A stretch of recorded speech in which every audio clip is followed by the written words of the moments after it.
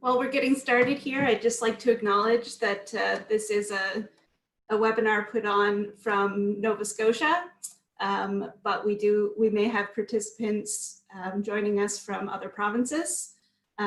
We hope that our guidance document is helpful to you, but it's important to note that you should check your local guidelines as well and make sure that you are covering everything that way. Thank you for coming to our webinar on adaptations for UPICs and on-farm produce sales. This webinar is brought to you by Perennia and Farm Safety Nova Scotia.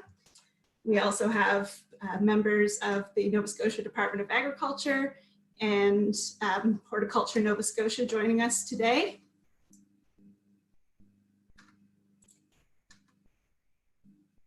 So just as a little bit of a background on Perennia, our service areas are very varied.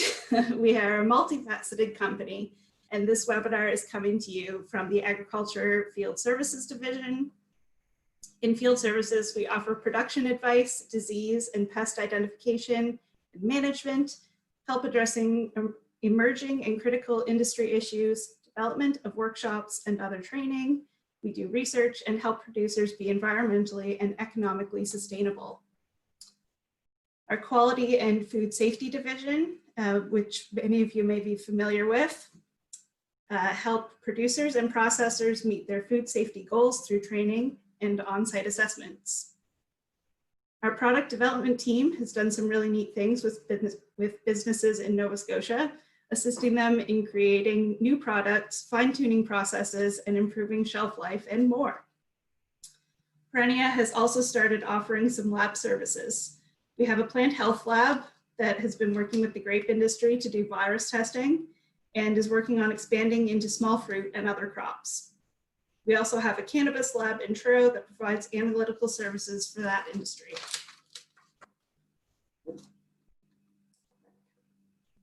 Over the past few years, our mandate has expanded into the fisheries sector, resulting in initiatives relating to food safety, product development, and more.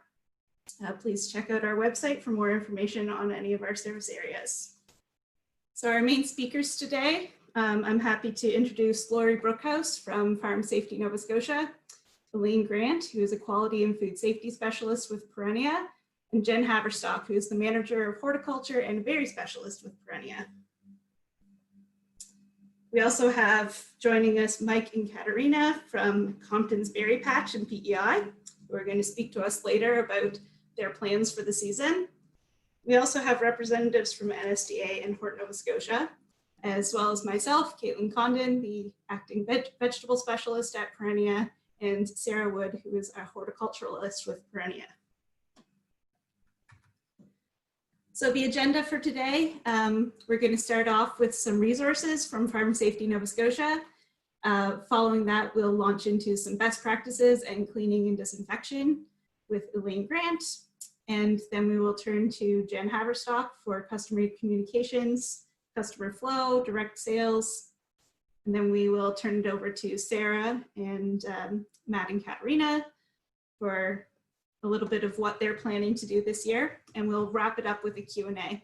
Just a reminder that you can ask a question at any time with the Q&A feature at the bottom of your screen. And with that, I will stop sharing and I will turn it over to Lori.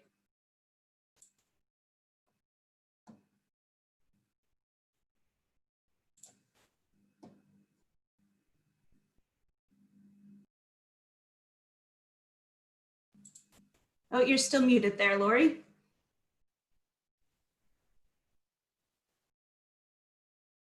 There we go. There we go. Hi, everyone. I'm Lori Brookhouse with Farm Safety Nova Scotia. I am the Farm Safety Advisor there, and for the last couple months, I've been working on COVID-19 resources to hopefully help you implement some best practices on the farm. So what I wanted to do today is basically go over some of those resources so that you have better knowledge of where to find them and know that you can actually use these at any time.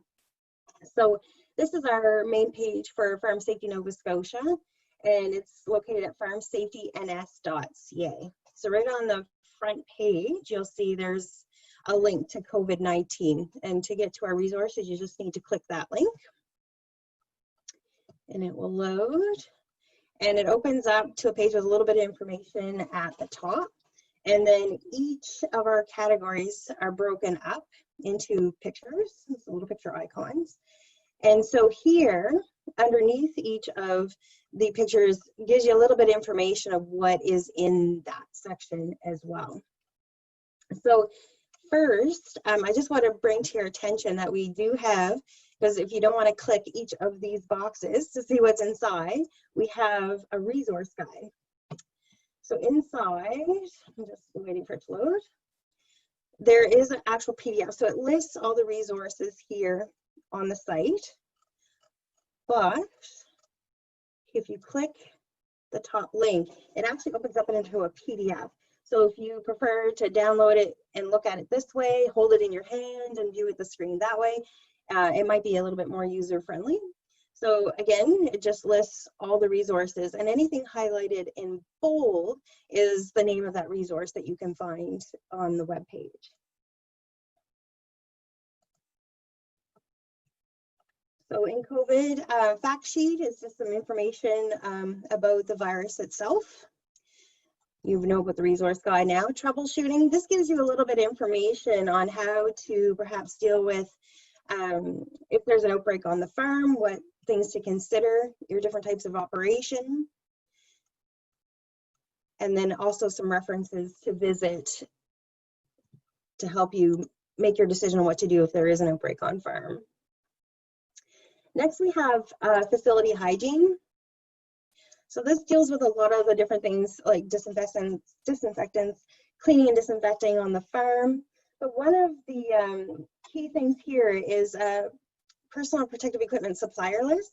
So what we've done is gone to basically across Canada, all the suppliers for masks and different types of personal protective equipment, as well as soaps, hand sanitizers, cleaners, and compiled a list of those who actually have material that they can sell to the farm. And you can either order online or by calling. All the contact information is there. Some of these will actually have a note next to it to say, like for instance, under Acklands Granger, it will say you require federal approval for the purchase order. So what that means is if you're to order masks, then that supplier needs to go back to the federal government to approve you to purchase those masks. So there's little hints and tips there on the supplier list as well to be able to figure out where to place your order. Just waiting for it to load. There we go. Also in this section too is cleaning log, so housing cleaning log or an on-farm cleaning log. So each time that you perform a cleaning and disinfecting procedure on farm in the U-Pick roadside stand, this should be documented. So if there's question later, you can show when it was last done and how it was done. So then moving into farm safety plan supplements. Everything is broken down here into categories. Sorry. So here, hazard assessment and control. If you click on the actual hazard assessment, it will bring up a sample and actually a .doc, which means it's a form that you can edit. So I'm just going to quickly open it up here so you can see the formatting. You can change it to your own farm name and then adjust this to your particular farm operations.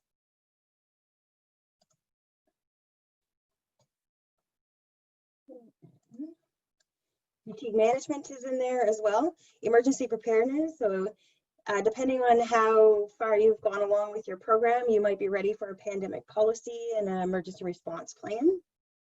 Also new, what Caitlin referred to at the beginning of the presentation is best practice. And this will be going out at the end of the presentation. She's, I believe, sending out a link plus the PDF version.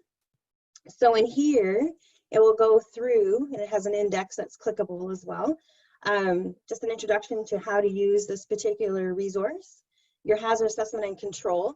And in this particular section, I'll scroll, it will actually have a link to the WorkSafe BC website, which has a specific hazard assessment sample for fruit growers.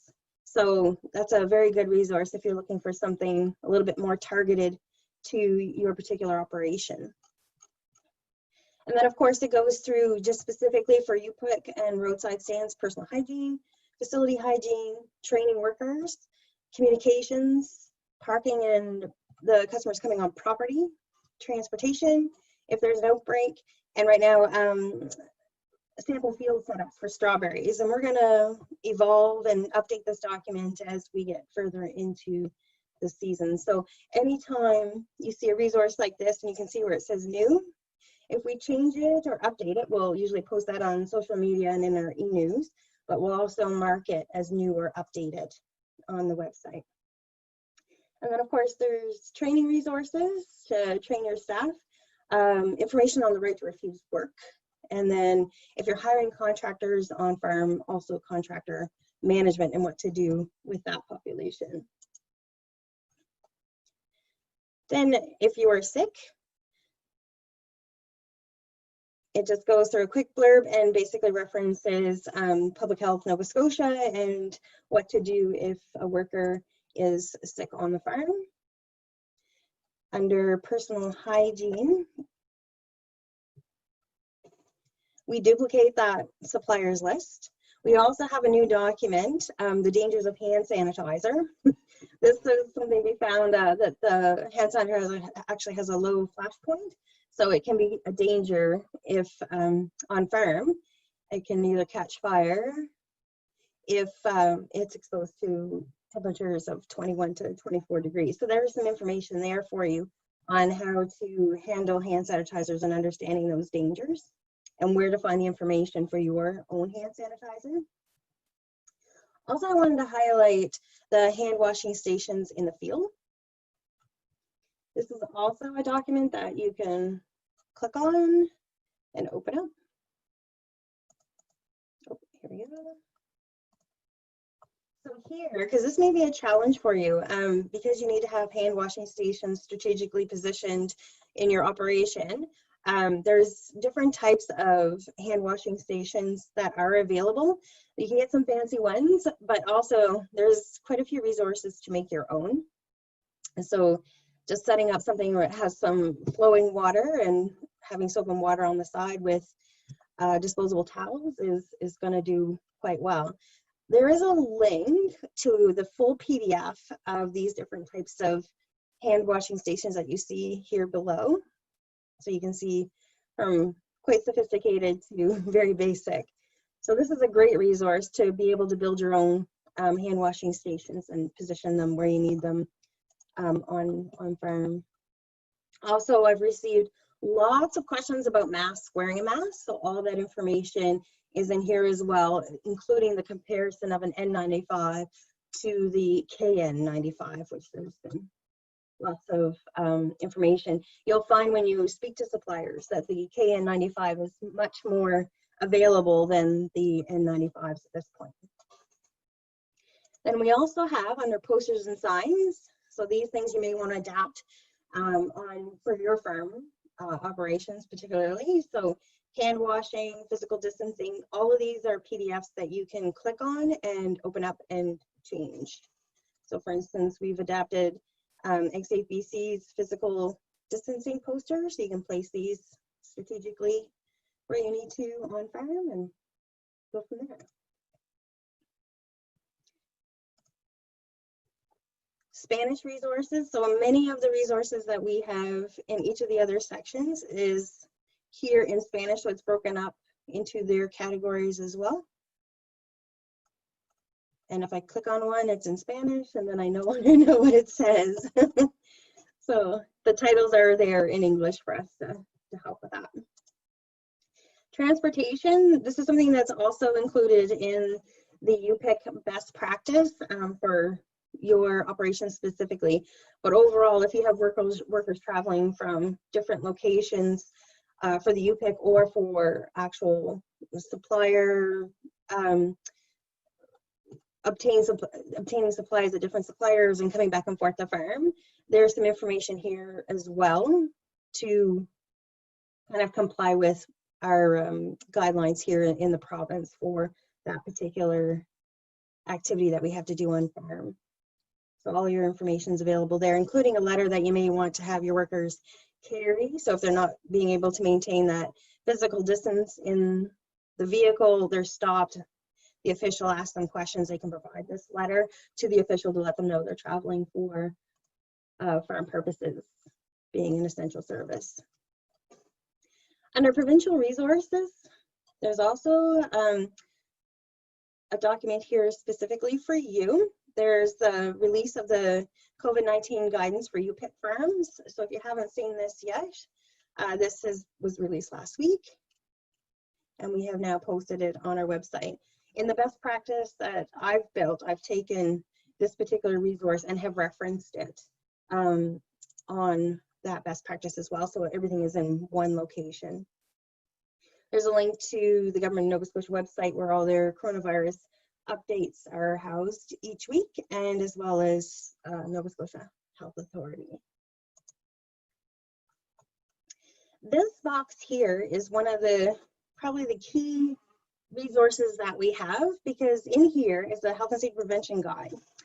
What this will do is help you build your own COVID health and safety program, basically. So here, you click on the guide and you open it up. It has another index, just like we did for the best practice for the UPIC and roadside stands.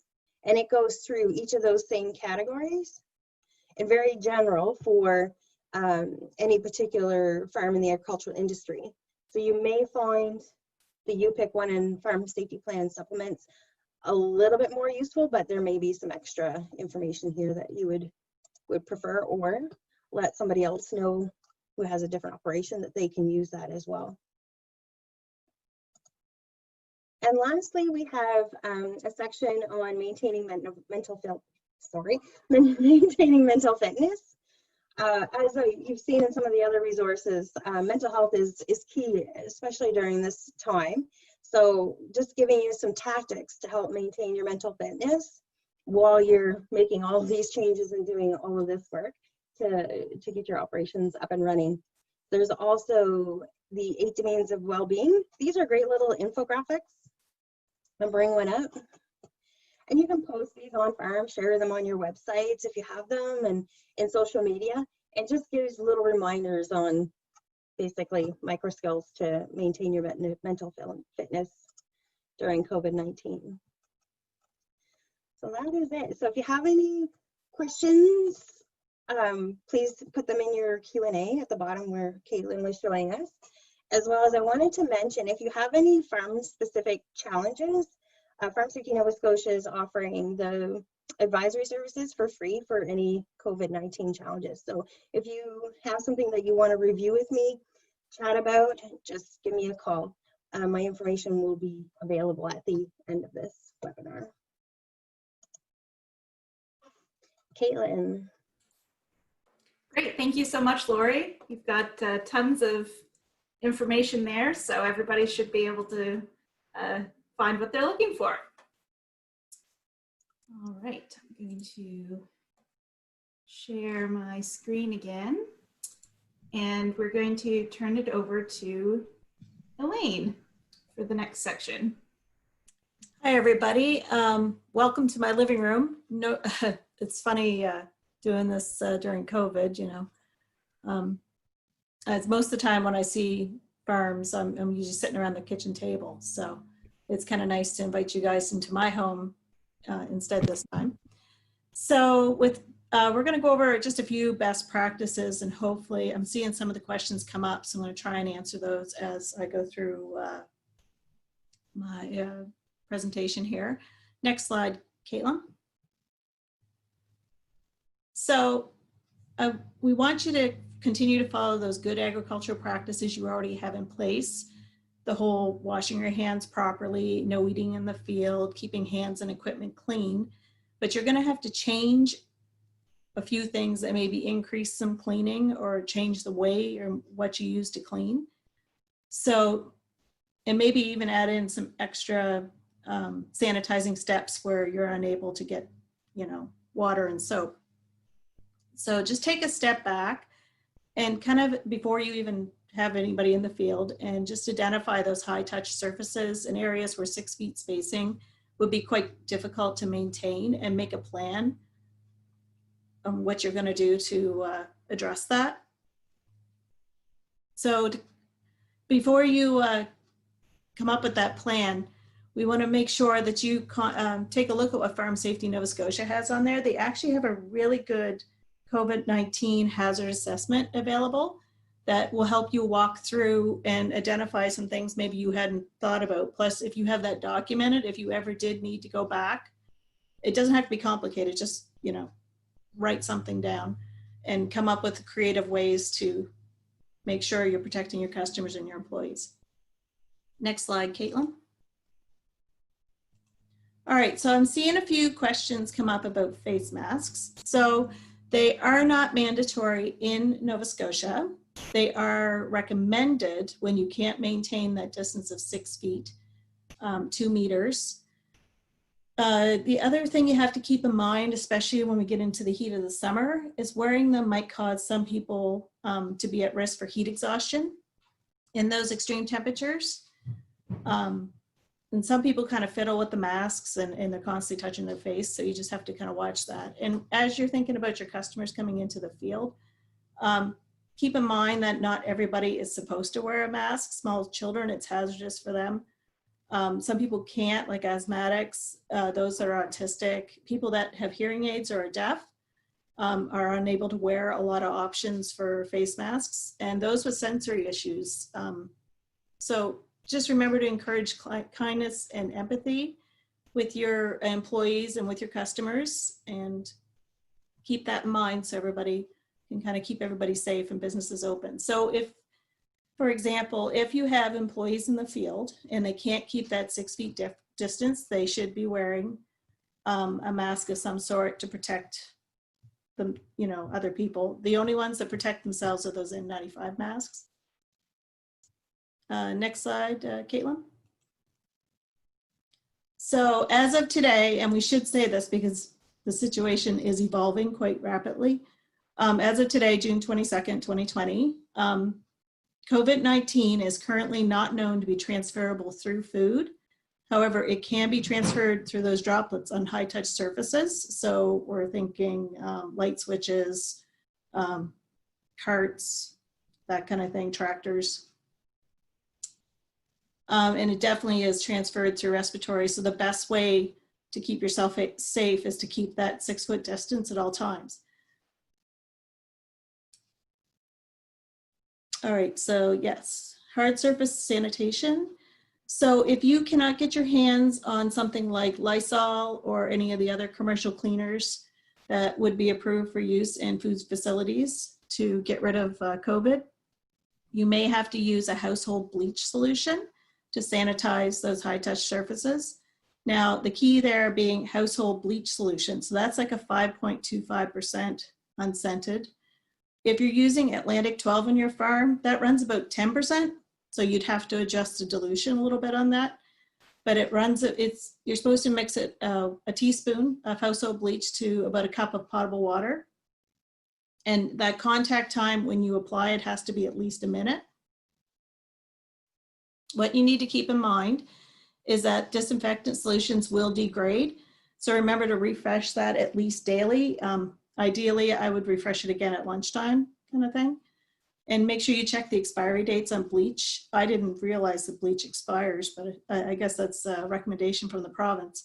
And if it's open longer than 6 months, it will degrade and not be near as effective. And as you're spreading this bleach around, some of these cleaners and disinfectants aren't good for metal surfaces, so just use that with caution. So, and keep in mind, especially if you're being audited, you got to make sure all these chemicals you're using are approved for use in food facilities for your certification, but you should be anyways, just to keep everybody safe. The other thing is that hard surface disinfectant parts per million there of 1,000.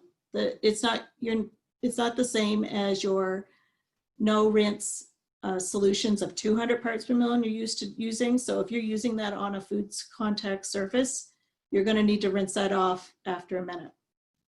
And you should be labeling the containers and remembering to keep like health and safety through all this. Now, the other thing to think about is, and I know there was a question that came up about reusable containers. If you have commercial pickers picking into reusable containers where they're emptying it out and coming back, if it's the only bucket they are using, you're fine, just clean those at the end of the day. Soap and water, and then sanitize, because you can't, even with hands, you can't sanitize anything dirty. You have to make sure that everything's clean first and then apply the sanitizer, or else it won't be effective. But if it's like a wooden tray, you're picking into a wooden tray, you're setting it on, you know, the risk is fairly low for that contact. I would encourage hand washing over everything else. And, you know, if you're picking into trays and putting them on a cart, chances are nobody's touching those again for a day or so anyway. So, yeah. All right, next slide, Caitlin. So hand washing. So it gets interesting when you're in the field and you don't have running water. So there are some really good examples on the Federation of Agriculture's Farm Safety website of some really neat hand washing stations that are out there that you can make. If they're not hands-free with the tap, just remember to instruct people to shut the tap off after with a paper towel so they're not touching the dirty tap with their clean hands and kind of possibly recontaminating their hands. Make sure potable water is used. And hand washing with soap and water is always the best option. If that's not available, to apply sanitizer with at least 60% alcohol to your hands and let it dry. And keep in mind the whole thing, the flash point. You have to make sure like their hands are totally dry before they, you know, go off and play with anything that could potentially spark a fire. So with Canada Gap, I did check the requirements on their website, and they have a really good COVID section as well on their website. They do state that they're allowing the hand wipes and sanitizer to continue to be used whenever water and soap isn't available. So that's kind of good for you guys to know as well.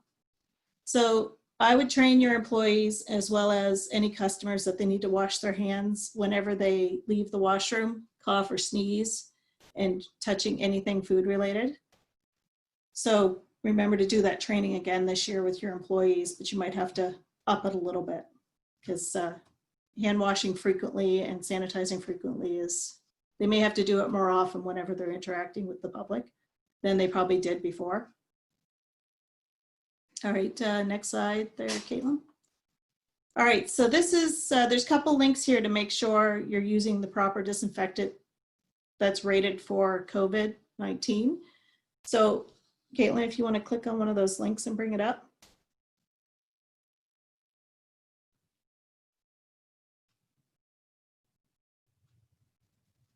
All right. So there's actually, if you go up to, they have some tips down below there too about hand hygiene and sanitizers. But if you go up to the top there, it says list of disinfectants for COVID-19. And scroll down there, Caitlin.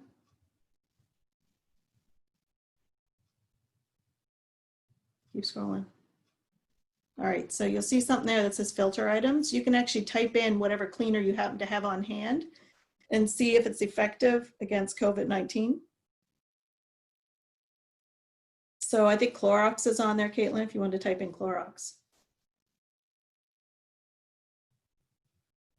Yeah, so it would tell you, yes, that would be, there's a hydrogen peroxide cleaner disinfectant that actually is effective against COVID-19. So those are all approved. There's wipes, there's Lysol wipes on there. But keep in mind, Lysol wipes shouldn't be used on hands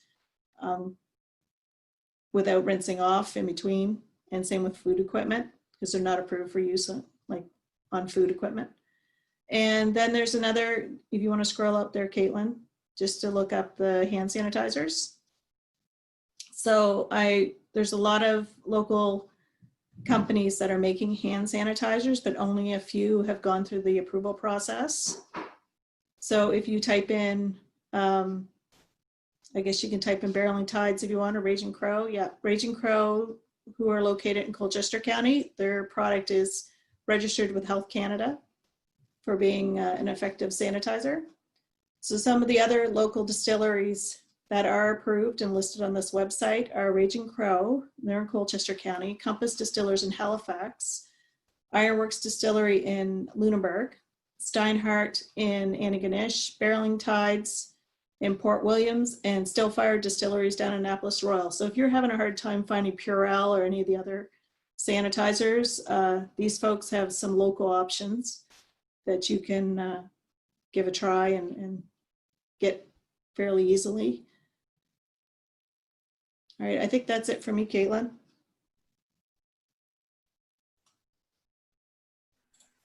Great, thank you, Elaine. We will turn it over to Jen now. Great, thanks Caitlin, and thank you Lori and Elaine for getting us kicked off there. I'm going to turn on my video. Okay, so I'm just going to lead us through some kind of communicating with your customers, which I'm sure most of you have started to do. So just remember that what we're recommending today are based on best practices, and we understand and definitely appreciate that every farm is different and it's not one size fits all for what we're recommending. So as Lori has mentioned as well, I just wanted to state this before I get started, that for individual plans, you can contact one of us to kind of ask questions or walk you through if it's more specific. But I do see a few questions coming in already, so I'll try to answer those as I go here. So Caitlin, next slide.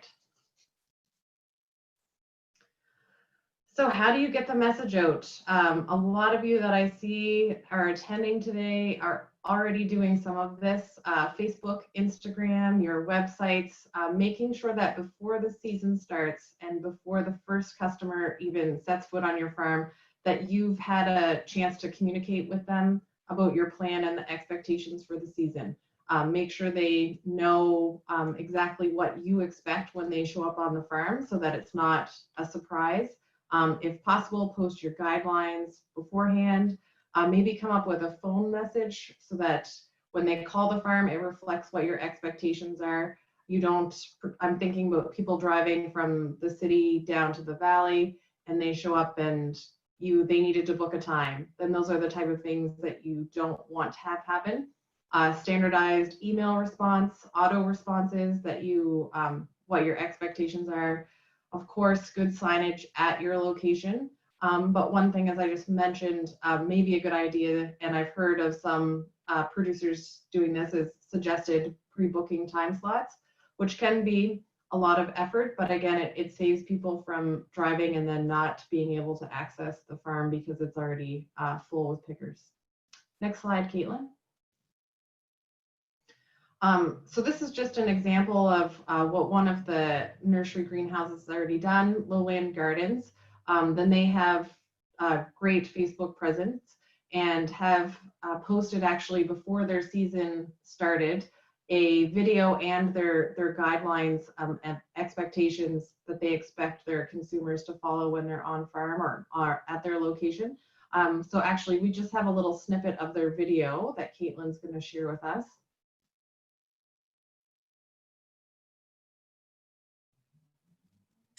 This is your first look at a walkthrough of retail for Lowland Gardens. I'm starting the video off outside, so you can see we're in the parking lot, and we have the first thing you'll notice is the store is divvied up into the entrance and the exit lane. So if we walk up to the main doors, you'll see some of our beautiful pansy packs set up outside. Once you get to the front door, you'll notice our sign with the rules and regulations and respectful behavior for hi, Ardith. I see some of the comments popping up, so thank you already, guys. Anyway, when you arrive at the store, you'll see the sign with some of our practices and our requests. There will be a hand pump station here with locally made hand sanitizer by my sister. Shout out to Homestead Lavender. And it is a lovely lavender scented hand sanitizer that won't destroy and crack up your hands.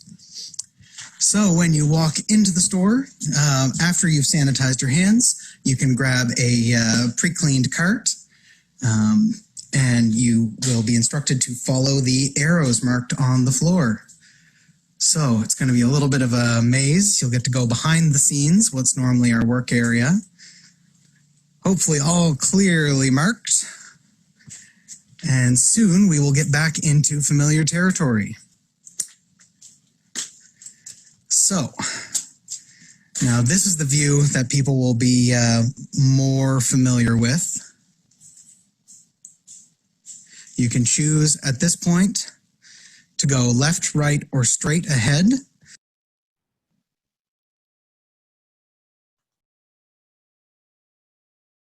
Great, thanks, Caitlin. And you can progress the slide there. So we just wanted to show that video of something that's very simple, walking through with your phone to show people what you expect. That particular video from Lowland Gardens is actually 9 minutes long. But I feel like you can accomplish something pretty great in probably just a minute or two. So again, this is not insurmountable. It just takes a little bit of pre-planning. So in the next slide here, you can see at the entrance of the farm, here's some recommendations from a UPIC in the States. They have painted signs, again, very basic, do-it-yourself, showing what your expectations are, what the guidelines are, what your pricing is. And then again, just saying that they would recommend that you use face coverings, but they're not necessary, and that there's no group gatherings you pick with your household, all the things that we also are seeing in our guidelines, in our guidance document for Nova Scotia. And make sure that you have a designated staff person around this particular spot on your farm to help answer people's questions and direct them. And it really adds, I think, takes away a lot of the mystery for people and makes them feel a lot more comfortable when they go on your farm. You can progress the slide, Caitlin. Another good example of kind of a DIY signs, keeping your 2 meter 6 foot distance, no eating in the farmer's market, and just really clearly laid out at the entrance. When people get to your farm, you really do need to communicate with them, and even before they get there, the expectation of respectful behavior, both from you and from your clients. Of course, first and foremost is if you are sick, stay home, and that should be for both clients and employees. Discourage lingering, and I do recognize that this is something very hard because it's something that when people go to the market and go to UPICs, it's because they're looking for an experience. And unfortunately this year that might just not be what they're getting. It is about getting product. So again, no eating in the field, staying 6 feet apart, no smoking, no animals, no touching your face. Families need to stay together, and encourage as few people as possible from a family to attend. So it's kind of the same things that you would follow going to the grocery store, is that they're really trying to encourage people not to go in big groups, and to try and keep in this scenario. And I know, as I have a toddler, he will not be going with me to any of these locations because I would have to literally tie him to my body to make sure that he stayed in our row and stayed with me. So unfortunately, those are just some communications that you have to have with your customers and clients, and be prepared to answer their questions, that if they cannot keep their families together, then it might be better that they just designate 1 or 2 people to go alone. Next slide. So as we are talking about customer flow, you can just keep going there, Caitlin. I know there's been a lot of questions about the number of employees people are going to need, and this is so really farm specific. How many you're going to need, it depends on the size of your farm entirely. But it is more important than ever, I can't stress this enough, that you have cross training to ensure that there's no interruptions in your farm business.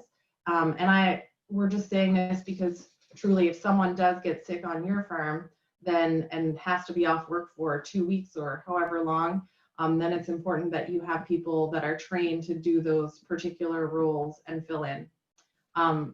This nice lady in the video here, or in the picture, is showing us a picture of informing customers of the farm practices at the entrance.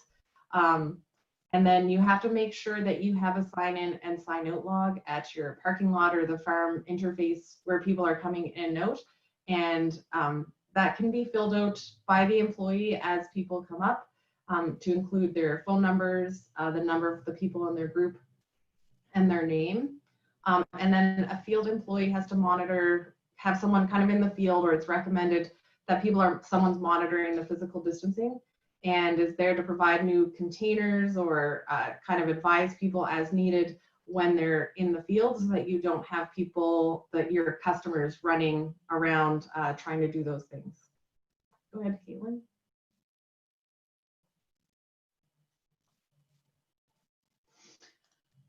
All right, and getting to the field is another big thing, because I know that several of you either use hay wagons or buses to move people from your main parking lot.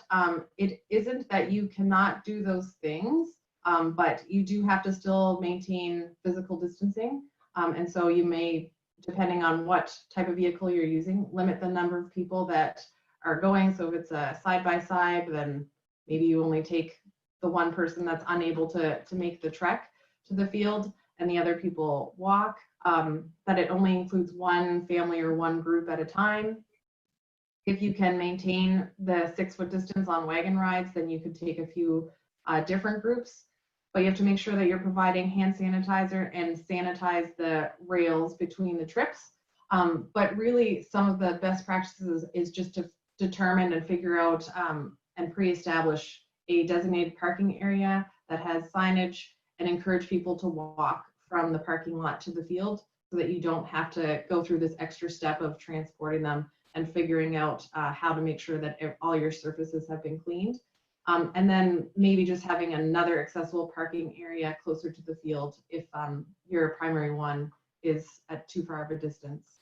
Next slide, Caitlin. In the field, just as important as before they get there, then you need to have hand washing stations for your customers, or you should, I should say, have hand washing stations for your customers. And there's a few diagrams there of some pretty straightforward do-it-yourself hand washing stations, which just a bucket and a jug of water and some soap. I was pretty impressed with the one that has a roll of paper towel tied to the top.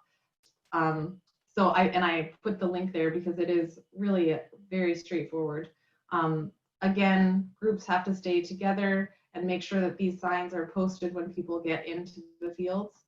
No loitering, and you see on the right side of the screen there's a picture of the Hubbard's Market, and those are the types of spaces that it's just hard to have people sitting at, because you can't guarantee physical distance, or that the table has been sanitized between groups sitting there.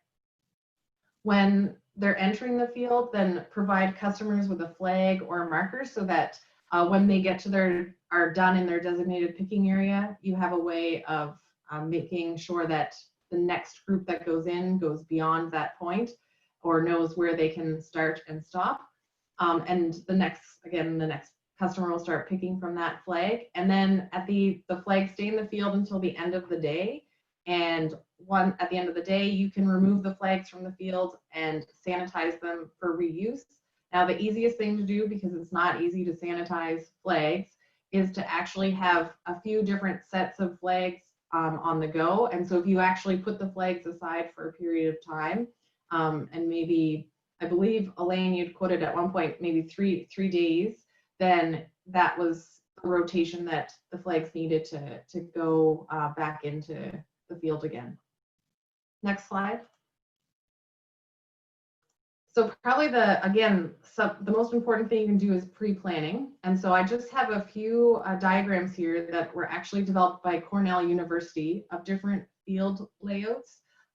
So if you really have to sit down and look at your individual farm and predetermine what your picking plan may look like. Where do people start? How long are they allowed to be in the field? Make sure that you're considering that you have a separate start and end point to make sure that you have single direction traffic. Ensure pickers are spaced out in the field, and I believe there had been a question about asking about this. So if you progress to the next field there, Caitlin, or next slide, thank you.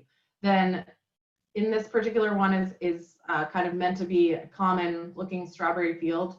So you can have clients entering or customers from either end of the field, making their way towards the center walkway or row, and they exit only in one direction. So you're never having people coming face to face, and then they can depart into the parking lot. It's important then also to make sure that you are telling people what row they're picking in, obviously, and you'll note that the arrows are having them only picking in every second row. And so you may decide that the first part of the day for the first hour or 2 hours, then everyone's picking in every odd row, and then the next 2 hours, everyone's picking in every even row, because they obviously need to be still picked every day. And then again, just the next day, kind of doing the same thing. And make sure that you have your rows and clearly numbered. All right, next slide, Caitlin. So in some of the larger crops, thinking about bushes, trees, trellised vegetables, where your in-row spacing is actually quite a bit wider, and you have a physical barrier, such as a bush or a tree in between rows, then you don't actually have to have people skipping rows. So you can have them picking from one side of a row, and that way they're still keeping at a fair distance from each other, and potentially having a passing lane. So you still may have enough space, or tell them how they can weave in a note to avoid other people. Okay, next slide. Now the picking and paying piece, for several people, then they allow people or their customers to bring their own containers. This is difficult because you're not sure if they've sanitized them or not, so it's strongly suggested that there's no bring your own containers. They pick into the containers provided by the farm, and even better, than they're picking directly into the boxes or containers that they're going to take home with them, so that you don't have to worry about sanitizing those containers that they've used. Instead of going by weight, then maybe the suggestion for this year is that you do a unit price. So if everyone's picking into a box or a bag or a basket, then you set that up front, as opposed to it being by weight, so that you're limiting the handling. Pay by card or exact change. It's similar, again, I think most people are recommending this, not really to deal with cash, but that's hard in these situations. So make sure you're dealing with round numbers maybe, or always having 250 or something of that nature, so that you can get an even 5.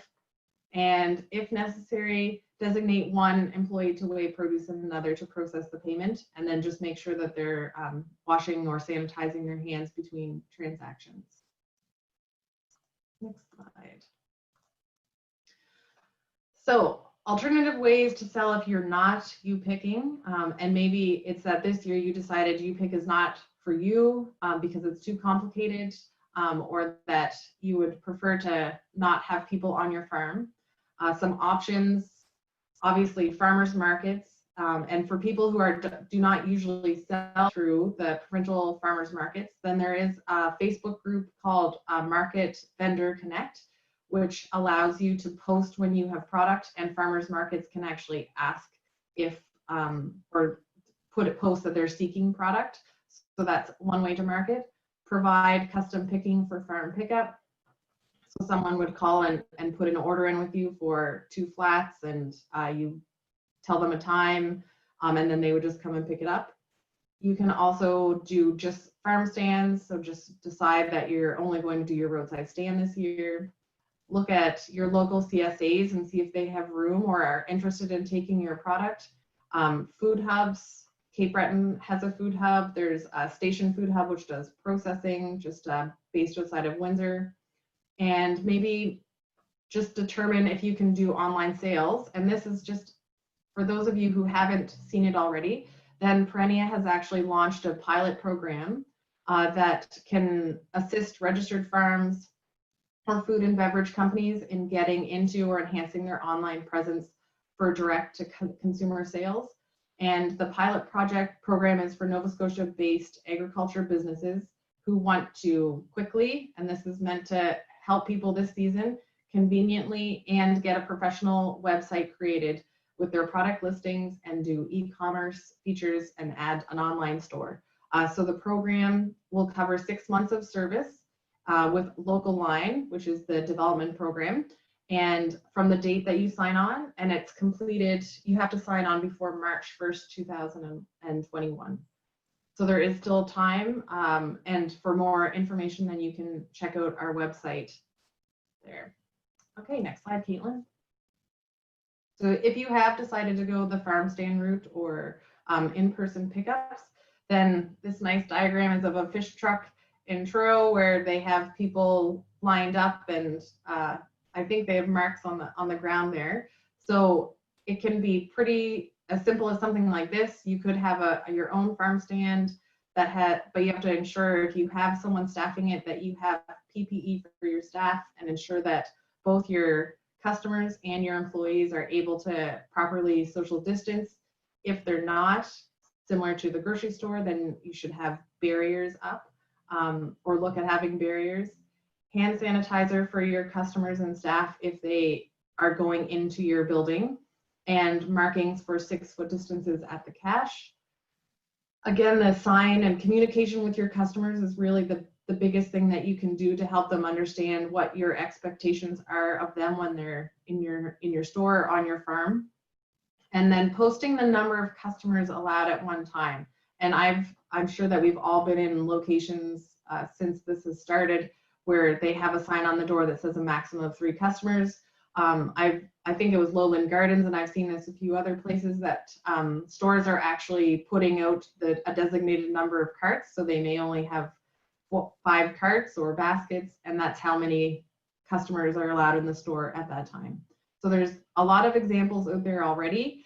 It just has to be, you have to think about what will work on your farm. And the next slide.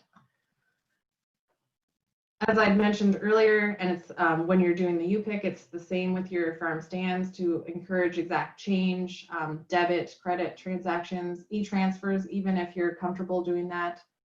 Having people wait in the car until the roadside stand is clear, so you may only have room to have a few people standing there, so you might just have a sign that tells people to wait in their car until there's no one at your stand. Having a window or drive-through ordering, which we have a fun little video here to show in a second. But before we show that, then I'll just say pre-orders with time slots, as I mentioned previously, or designated drive-up spots, which we'll show some examples of as well. Okay, so the video, in essence, is showing these people who actually did a drive-through farmers market. So they have 2 lines of traffic that they can use, and they go up to the window, someone greets them, and they have a list of what they're what's available that day. And the handy thing, which I wanted to be able to show, is that he had maybe a meter stick with a bucket on the end, and that's how people were able to give him the cash. So there is a lot of very simple, inventive ways to manage this and amend what you need to do to try and make it work for your clients and for your firm. Okay, next slide, Caitlin. And here's just an example of what some of the provincial farmers markets have already done. The Truro Farmers Market have numbered parking spaces, so you would call when you get there, let them know what space you're in, your name, and they would bring your order. They do have a designated time that you arrive, either that you've predetermined based on for them it's based on your last name, but for your clients it may just be that you have time slots and they pick what time is convenient for them. Contact delivery. So most of the time, then similar if you're going to the superstore for your pickup, then it's contactless in that you open the trunk, they throw everything in the trunk and close it, and you don't have to interact with them more than that. And this does work well with a prepaid system such as e-transfer or credit card, which may be options if you have an online store already. Next slide. Oh, excellent. So that is the end of what I was going to cover today, but I'm sure I see lots of questions popping up that hopefully we can address. So I'm going to hand it over to Sarah and our farmer speakers today, joining us from Compton's Veggie Stand. Hey, Jen. Just before I start a little Q&A with Matt and Katharina, I just wanted to introduce the two speakers. Together they operate Compton's Very Berry Patch Vegetable Stand in Summerside, PEI. And some of us were fortunate enough to hear Matt's piece on CBC News the other day about changes he's looking to implement on farm to accommodate the public looking to U-pick his operations. And we as extension specialists thought it would be best for the masses to hear directly from one of your own, if you will. Just wanted to give a little background. Katharina Mueller's position with Compton's Vegetable Stand is as the operations manager for the farm. And this position entails her looking after the retail side of the business. Her daily duties include the management of staff, store management, organization of U-pick operations, social media, website, and online store management. Katharina is an entrepreneur by heart, and she says she loves a challenge and thrives on solving problematic situations. This would be a doozy for her, I imagine.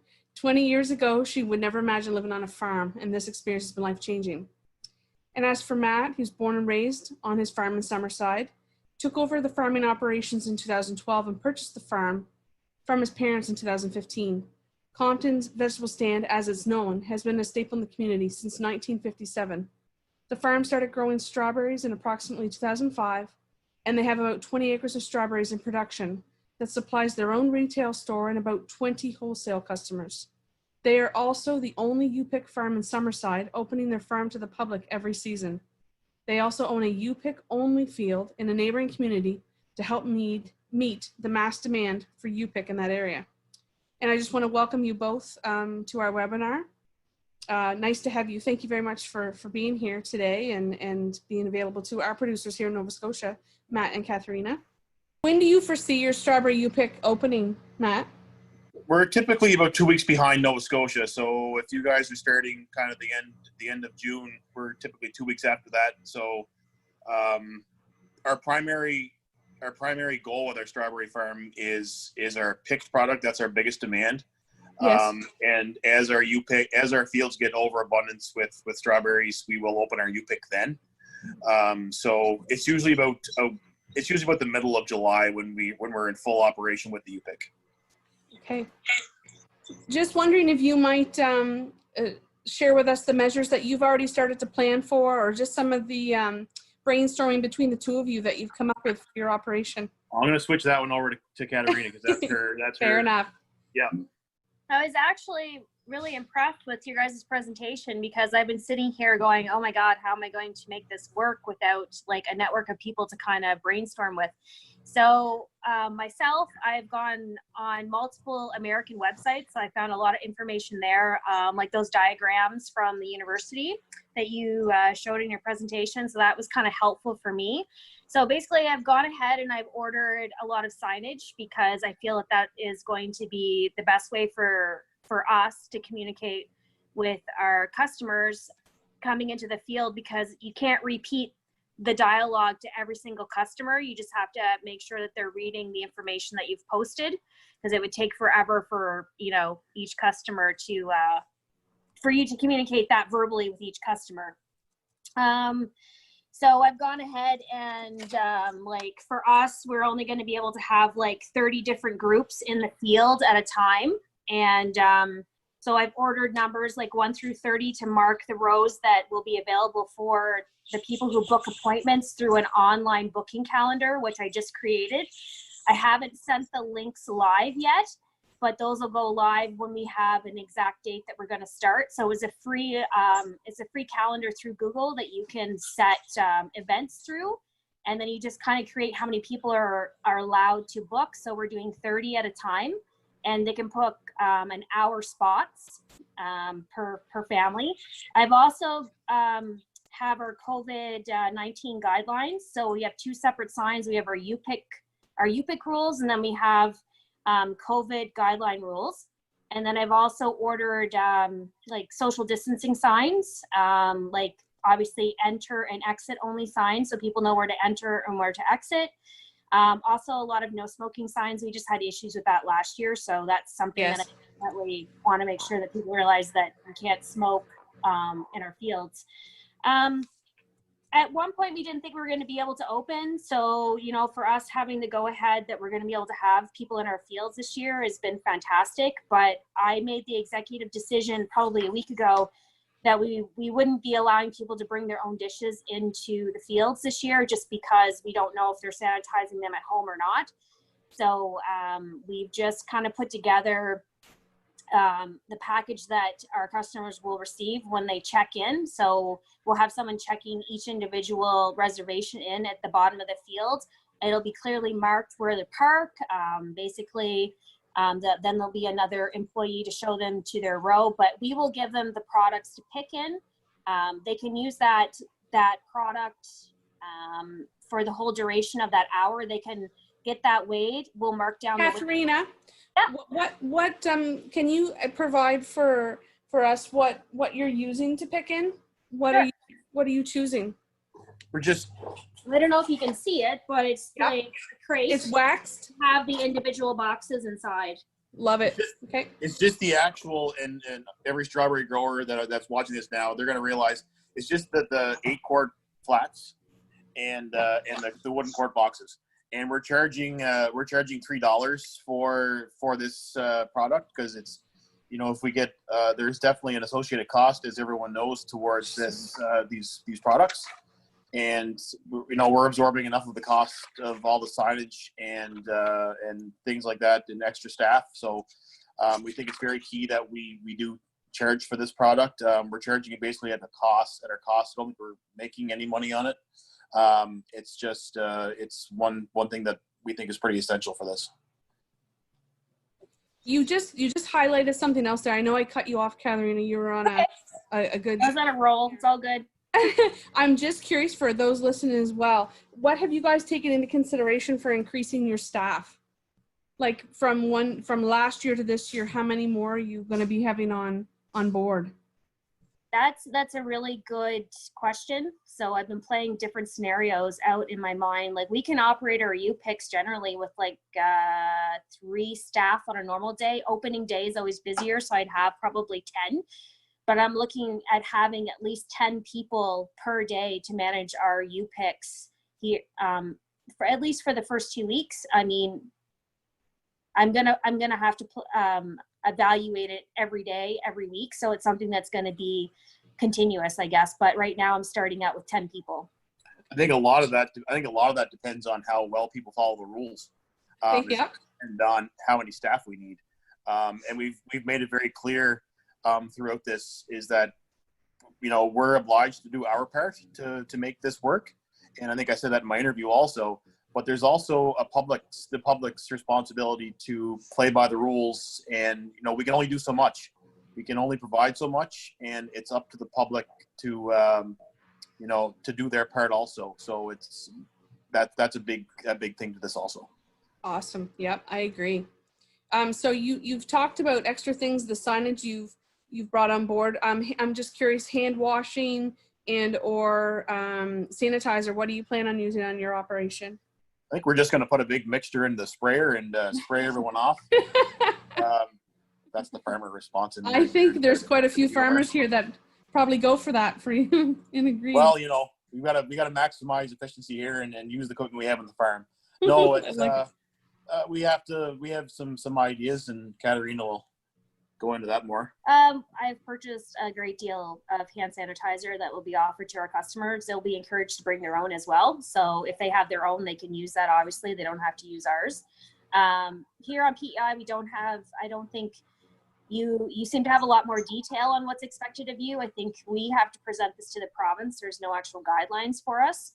So we're just trying to follow what grocery stores are doing, I guess. So we will provide hand washing stations too. We do have a call in to like Island Septic here. They provide Yes. our outhouses for our field. So they do have hand washing stations.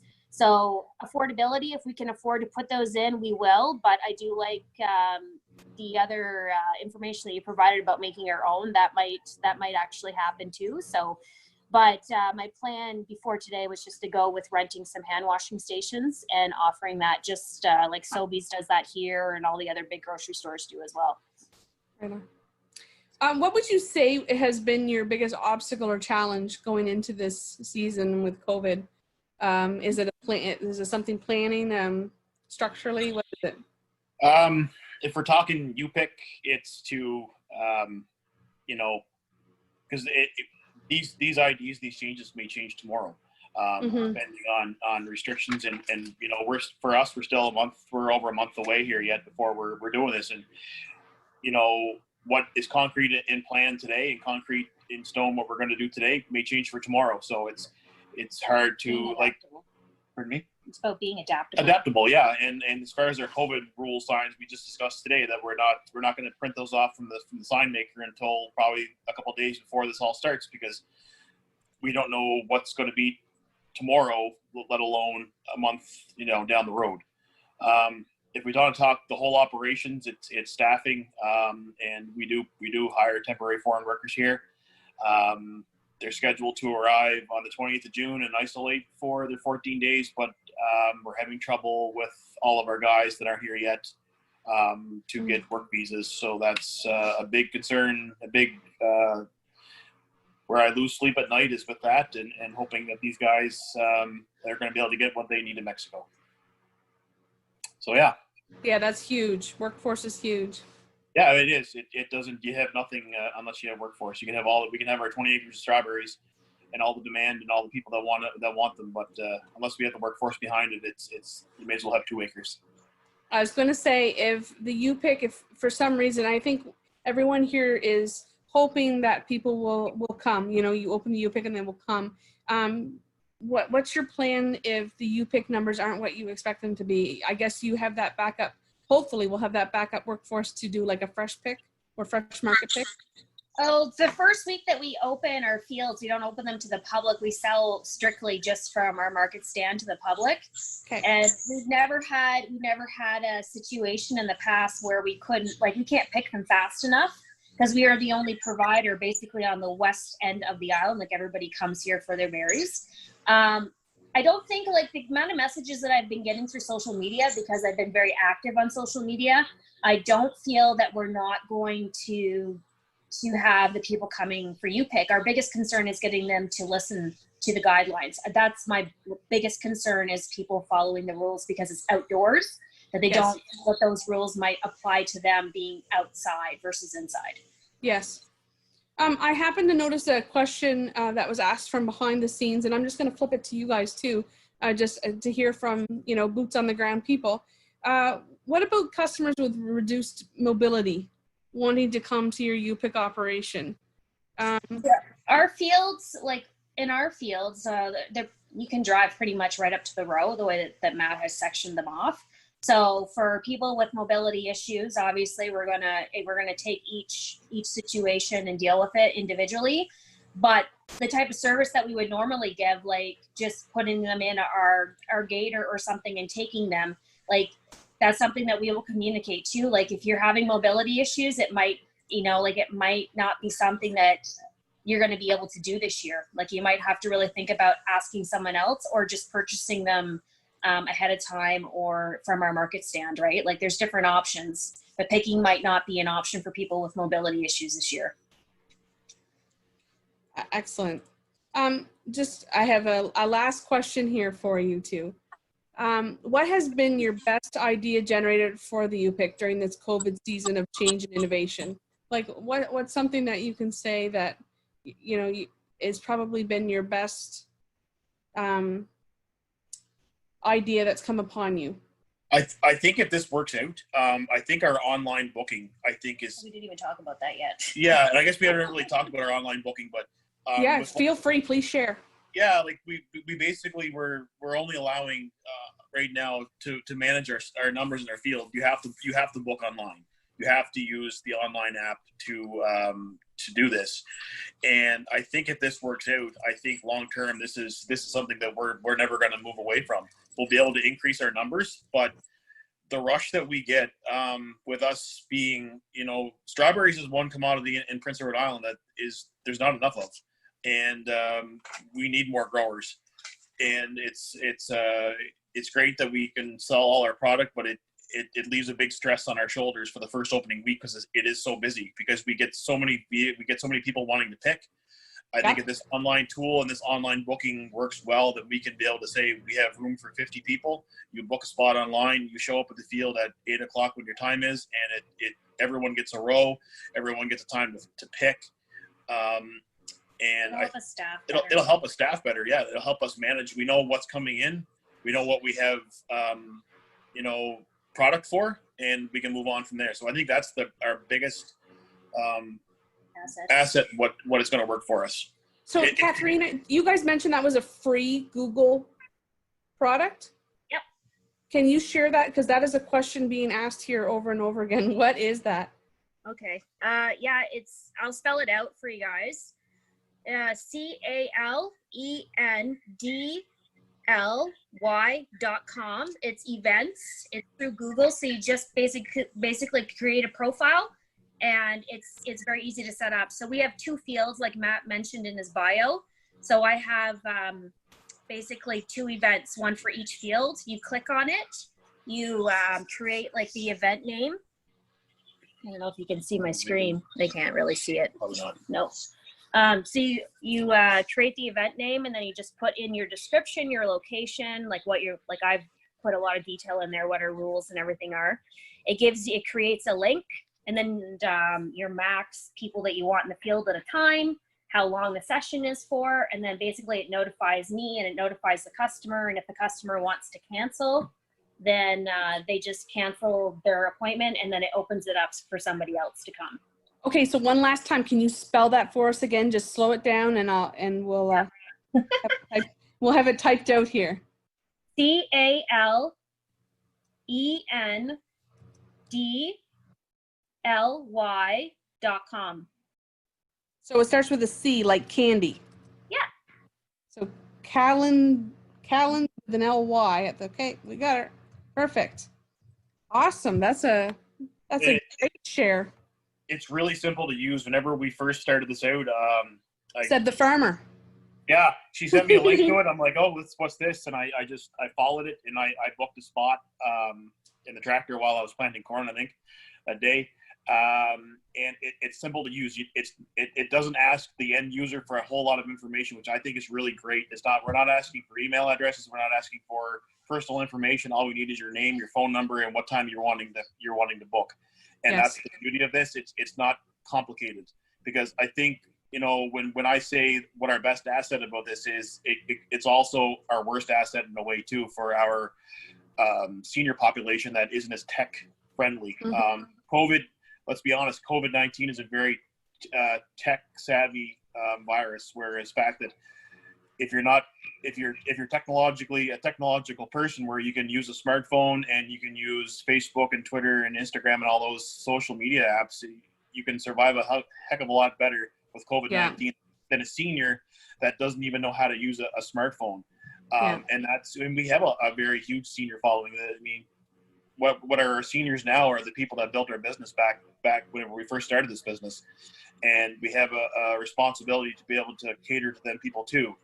And so that's our biggest, and people are still going to be able to phone our business and book a time, and we'll just do this through the Calendly Pro app ourselves. So our seniors will still be able to book a spot, but that's going to be our biggest challenge. People that just automatically showed up to our field at 8 o'clock when we opened, and that you're going to have to unfortunately say, unless you have a time booked right now, have to turn you away.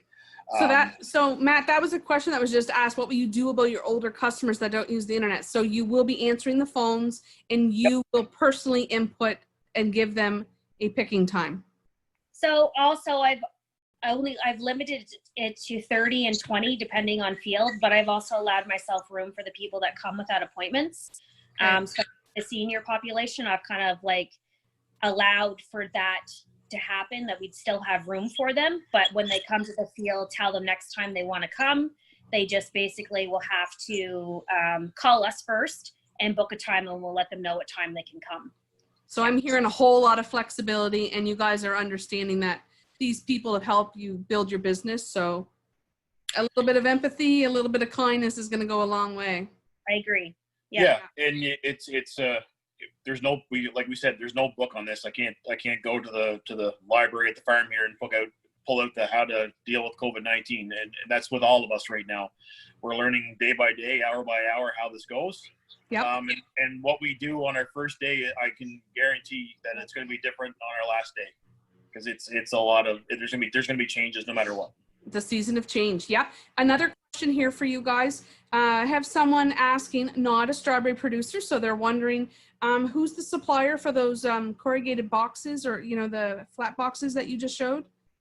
Maritime Paper or Master Packaging, either one has the printout for those boxes. Okay, perfect. They're a standard box that I think all the strawberry growers use in the Maritimes. So yeah. Okay. And then another question coming in here is just curious, what are your plans for someone that is not listening, not You want the comedic answer? You want the serious answer for that, or the comedic answer for that right now? The politically correct answer, or like, anyway, yeah. I can put them on the gator and drive them out really fast. So you can just turn that back to me. I've been working out in the public through the entire pandemic. I volunteered my time with one of a local business that we partner with that sells a lot of our produce. So I've learned a lot of really key ways to deal with difficult customers. They don't tend to be difficult for very long as you can explain your position to them. Okay. And take them aside, and say like, well, I'm sorry, but like we, and you go through the rules. And I think they just like to push, but when you're able to stand your ground and just explain things to them and say, well, listen, either you follow the rules that are set here, or I'm sorry, we have the right to refuse service. They come down a bit, right? Like people at the beginning of the pandemic were very, like they didn't want to have to wait for anything, right? But we've learned that it's hurry up and wait wherever you go, because you're in lines. It's just part of our society right now. So our plan is like, number one thing is to try to disarm the disagreement or the misunderstanding and re-explain these to our customers. But if the customer just refuses to follow rules, they will be asked to leave, because businesses get reported here on a daily basis for not following guidelines. And that's not something that we want to have happen here, because financially and our reputation could be ruined by that, right? Like, we're really being looked at on how well we deal with this pandemic. It doesn't matter what we've done in years past. People that are uncomfortable and want you to follow the rules, they are hyper-focused on you doing the best job you can. So, I think your business will succeed more by you being over stringent than under stringent, because people talk about how well you're doing, and you get way better publicity than the people saying that, oh, we went to Compton's U-Pick and it was just, there's no rules. Everybody was everywhere. It's like they don't care. People are going to, because there's more people concerned about this than there isn't. And people are going to respect and follow you better by you following the rules and being, I'm going to say, a little overprotective than underprotective, and just flying by the seat of your drawers. Yep. Another question. I'm just throwing it out there to you guys. How can we raise our prices enough to absorb the additional costs this year without losing the customer? Keeps you awake at night too. We just talked about this while we were on mute and said, what is our prices this year? Typically we charge $2 a pound for U-Pick. And I thought that price was a little low even last year, so I think we were planning on putting our prices up a little bit anyways. Whether it goes to $2.50 a pound or $2.25 a pound, we're not sure yet. We're going to see what this all costs and how many staff we're going to need, and where. I was going to say the Nova Scotia rule of thumb here for this this UPIC season, I'm hearing, is that they're foregoing the weigh and scale measure of price point, and I think it's going to be flat. You know, you pick one of those cardboard boxes and you assign a flat fee to it. Yeah, I think there has been more. I think a lot of that hasn't been practiced here in Prince Edward Island anywhere. So we've always been by the pound for everywheres.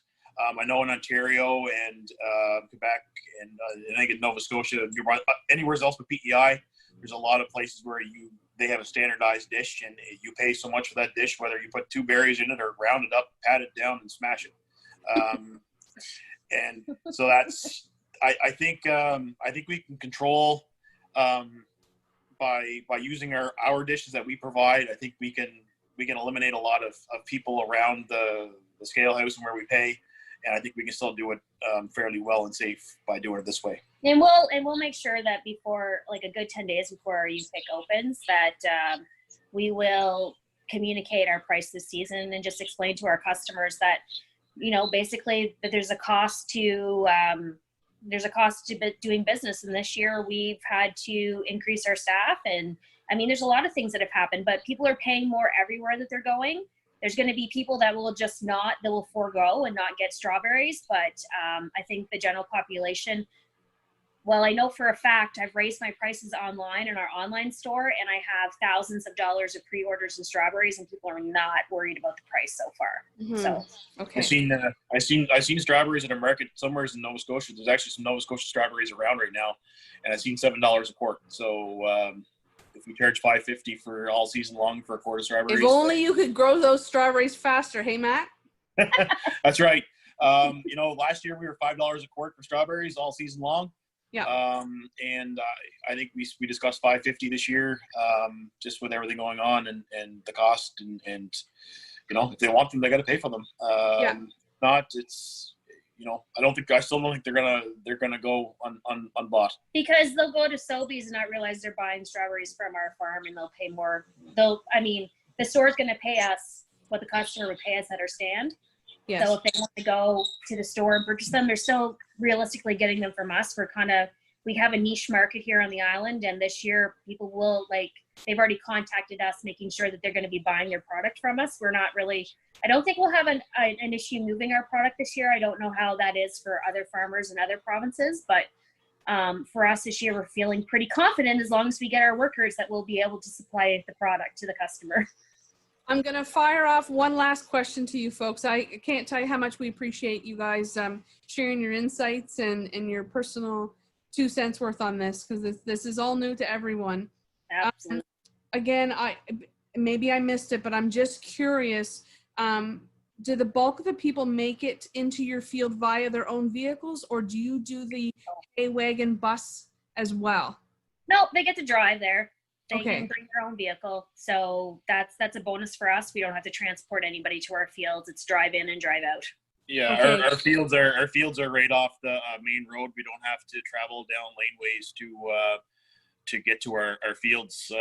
One of the lucky things we have, we are actually right inside of the city. We're in within city boundaries. Yes. Our fields are all easily accessible. So lots of grass. And we've always built our fields. Whenever we've done our UPIC fields, we've made extra room for parking. It's always been a part of building a Just factored in. Yeah. Absolutely, yeah. Awesome. Well, thank you so much. We're going to move on to the next. We've gone past our time, and I'm telling you, I think people will feel that this was worth it. Your expertise is so appreciated. And the next little bit here is just to end off our webinar is a Q&A, I think more broad scope. But I hope that you have together have been able to take something from our presentation and from our producers, like they will have absorbed from your guys' Q&A. Yes, thank you. And I hope if anyone from the PEI government's watching this right now that has anything to do with this, we need what Nova Scotia is doing for our growers, not just strawberries, but for all our growers right now. We need some rules and some cleared out instructions on what we should be doing. So if there's anybody from the department watching, take good notes. I love it. Thank you, Matt. Thank you. Thank you, Thank you, Catherine. guys. Yeah. Thank you. Yeah, take care, folks. Bye. Caitlin? All right. Thank you so much for that, guys. That was fantastic. It's so nice to get the view of people who are thinking it through and really really thinking about your situation and what you're going to do with all these things. So we did manage to answer a lot of people's questions going through that Q&A with our growers here. So that was fantastic. And before we jump into some other Q&A, I just want to remind everybody this presentation will be available later on, it's probably sometime next week. We will be posting, it will be posted on the Perennia YouTube page, and we will be sending the link out as well as the links that were used in the presentation today for your reference. So bear with me here, and I will we will try to answer some questions. The other thing I wanted to mention is that if we do miss your question, I've saved all the questions that have been asked so far, and we will do our best to answer them today. But if we don't get them answered today, then we will we're planning to do a follow-up webinar probably later this season. But for more pressing issues, we will do our best to get the answers out to those questions right away. Okie dokie. So we did talk a little bit about people with mobility issues and not being able to really walk into the field, whether that's transportation or really being able to move too far down the field. So I think one of the solutions here, and I think Jen, maybe you could comment on that a little more, would be to, if you have the ability to maybe even have a few boxes at a time available, like at the entrance to your farm, that might be an option for those people. For people with mobility issues getting into the field. Mm-hmm. Yeah, I do think it's definitely about how you structure people getting in, as you mentioned, Caitlin, and maybe you reserve particular rows for those people. And if you have kind of transfer rows on the side of your field or designated rows that people can walk up, so everyone else that does not have a mobility issue is avoiding that section by walking in kind of those transportation type rows, then you don't have to have people passing each other for the people that have mobility issues that are at the front or at the head of your row. As far as the busing, it doesn't mean that you cannot use buses, but you just have to be sanitizing them if you are using any type of vehicle. And I don't know if Lori or Elaine, you want to chime in on that piece either. I'll leave it. And still socially distancing as much as possible with those, like with a wagon or with a bus as much as possible. It may mean more trips, but. Exactly. And I don't know if you can specify that they have a mask, or, I mean, you really cannot tell someone to wear a mask. So you would have to just go with the 6-foot social distancing. Elaine, maybe I saw you unmute yourself there. And Yeah, Lori? I think some of it is probably farm specific too. So if we can't, every farm is different. They may all grow similar things, but every farm is different. So don't be afraid to send us an email afterwards. And even pictures are great, and or we can answer it over the phone or video chat, whatever you want to do, and we'll help you problem solve through the situation, because not everything is going to work for everybody. But you do have to sanitize those high touch surfaces. So if there's a way around having the public touching things, even pens, like just everything, if you can find a way around that, that's the way to go. And if you can't, then you're gonna have to sanitized. But if you have rows that are closer that people with mobility issues can use, then that might be a way around it, yeah. There is a general guideline in that best practice that's coming out after the webinar as well. So you just take a look at that guideline and see if you can make it fit. And if you can't, just like Elaine said, call one of us and we'll see if we can walk you through it and see what can be put in place otherwise. Great. Okay, we have another question here about how often customers can go into the same row. This is specifically talking about high bush blueberries. Elaine, maybe you want to comment on that. I know that there's no evidence of COVID-19 being transferred via food. No, there isn't actually right now, which is great. Is this the question? Which question was it again? I'm just reading them down. Referring to high bush blueberries, and it says our rows hold a lot of customers. Some pick 1 or less than 1 pound, 10-pound box, but nobody goes from the start of the row to the end of the row. Right, they're doubling back, right? Is that what I'm understanding? Yeah, it must be. So I think maybe the takeaway here is that even if you're not picking right to the end of the row, you just need to mark that area where you stop and then continue walking that same direction. And keep walking out, yeah. I think if you want to have more than one customer in the row, that's going to prove, because not everybody's going to respect that 6-foot distance. So it's either that or have like the whole ticket system where, okay, customers 1 through 5 can go on these rows and everybody has to wait their turn. Like they said, a lot of people are used to waiting their turn now, so that should not be an issue. If they only pick a little bit, they can use those little flags and then continue walking out, you know, the row. It's the same thing if you're going to the grocery store and you only need to go down one aisle to get flour. If the direction of the arrow is telling you to keep going around that way, you got to still make the loop. So they should not be doubling back. Great, thank you. Another question about, this is about the online booking. So Katerina, if you're still there, maybe you can speak to this a little bit. Somebody asked, will you need to overbook, like maybe 20% or so for people that will book and don't show up for one reason or another?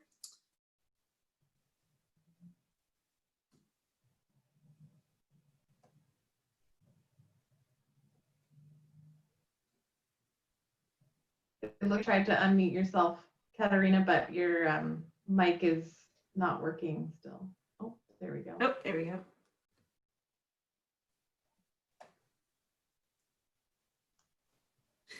Got to get the phone back. You thought you were off the hook. Do you want to skip to another question, Caitlin, while they're Yeah, sure. We can double back to that.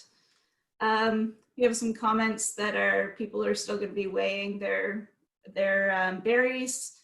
You know, just I think it's important to be really make sure that one person is in charge of that weighing and that it's a separate person that's in charge of the cash handling and sanitizing between every customer, if that's your option.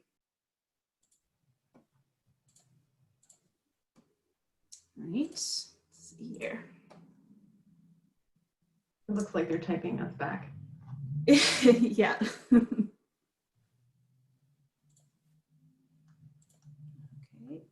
Just a second here.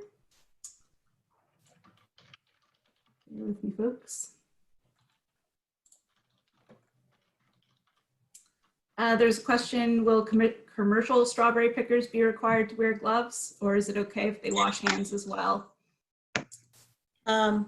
Washing your hands is always better than gloves. And if they're going to wear gloves, they still have to treat them like hands. They still have to wash and sanitize. So gloves are not a substitute for hand washing. And that was the same before all this even happened. So. Another one along the same vein, Elaine, we have several hand wash stations around our fields, but in most cases there's no running water. We use wipes and sanitizer as per Canada Gap. Is that still acceptable? Yep, I think I answered some of these too. I typed in some answers to them. But okay, great. Yep, they're allowing hand wipes and sanitizers. Make sure those hand wipes are baby wipes and unscented, not the Lysol wipes. They have to be safe for use of hands, and yeah, the sanitizer. Katerina, we've got you back. Yep. Can you hear me? Yes. Okay. I don't know what's wrong with So the computer, but anyway, sorry. that's okay. This is new for a lot of us. So the question was, are you planning on overbooking, or how are you managing like people that don't show up once they've booked a slot? So I have thrown around the fact of charging a small fee for a booking so that people will want that feedback if they cancel and don't show up.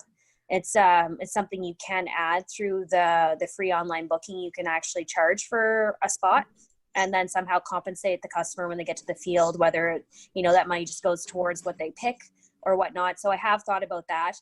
But like I said, for this being such a new thing, and most of our clientele are elderly, and a lot of them are not on social media, by me booking those 30 spots per hour and then leaving like 15 available for drive ups, I think that I'll be able to compensate for the people that don't show up. But people are pretty serious here, especially the morning group. Like, they do show up. So I think once they get onto the system, it will be okay. But for larger groups or larger populations, I think every farm just kind of has to take their first week as an example of how to move forward. So that booking app is really easy to manipulate and change as you need. You can go in on your phone and change it. It takes just a couple minutes to change things around. So Great. Thank you very much. Sounds like a wonderful app. I know, and it's free. Yeah, that's awesome. I'm sure there will be a lot of people taking advantage of that this year. Well, I think that's people's second favorite 4-letter word. Free. Free, yeah. Yeah. We have a comment here from Kim, who's a Canada Gap auditor, and it says those on Canada Gap will require that their cleaning procedures are documented, which is not a change from the regular program. If you've changed your cleaning methods or frequency of cleaning since last year, you must update the SSOP, and your records need to reflect the current frequency, even if that exceeds your Canada Gap requirements. So that's a great note from Kim. Mm-hmm. Okay, let's see. There's a concern, maybe you can speak to this, Jen. When they sell from the farm gate or market, they take the pulp boxes, and wholesale deliveries are in the pulp boxes, and that's a concern for people.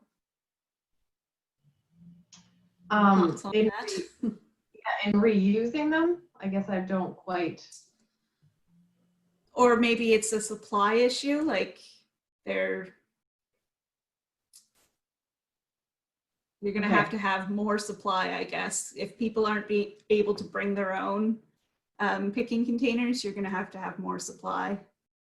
Yeah, absolutely. And I think as was addressed by Katharina, then you just might have to mark up your price to reflect the fact that you're buying boxes for all of them. Yeah, that was listed on a concern as a concern. If we don't answer your questions, I was going to say, if we don't answer the questions adequately or exactly what you were looking for, then feel free to send a message too. Yes, please. I think we've answered most things here. So I'm just going to scroll through and double check. Oh, there's a question there from Jody that came through in the chat, asking if there's a set number of people allowed in the field as long as the 6-foot distance is maintained. There is not a set number of people, but you really have to think about how many you can fit into your own field and almost map it out in advance, how much people would usually pick, your row length, how long they're going to stay in the field. How do you feel about, I'm looking at either Elaine or Lori, if you have any thoughts. Do they still, I think maybe that's just for enclosed spaces, but I think stores aren't allowed to have any more than if they can't maintain 6 feet, isn't it 50 or 10 still? But maybe for outside fields, I didn't see anything in the UPIC guidelines in the province stating that there was a limited amount of people allowed in the field. I've read that as long as there's adequate spacing, then there's no number. I mean, if you have that large of acreage and you can comfortably check people through, like back out through your berry shack, if you will, then that's your comfort level. The only limit they have is the 10 people gathering together. That's the only, so otherwise there's no limit in the field. You just have to maintain that 6 feet distance. Okay, great. There was a question about handling cash, and we did address that, and Lori answered it well, but I just thought I'd highlight that because I think it'll be a real concern for people, especially in this type of an operation. And Lori's answer here, I'm just going to read it out. It's best practice to use the credit and debit machine if possible, but cash can be taken. Ask for exact change to reduce handling, and after handling cash, ensure to wash hands thoroughly. So that will be in our best practice document as well. But just an important point to highlight. Another one that I think should stand out here, are UPICs allowing the use of inside washrooms due to cleaning regulations or outhouse facilities in the fields? And Lori replied here that the recommendation is limiting washroom use. And if washroom use is permitted, ensure there's a frequent cleaning and disinfection schedule and maintain a log of this cleaning protocol as well.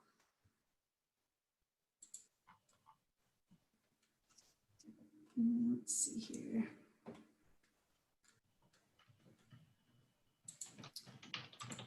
Yeah, eating in the field, it's even in regular times, it's encouraged that nobody eat in the field, but this is an excuse to really enforce it. Let's see.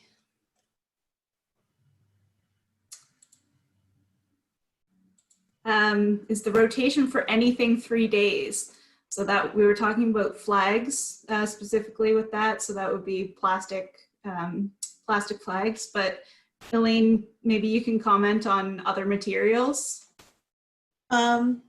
Depending on paper, I guess it's could be as little as a day or 12 hours, depending on the material.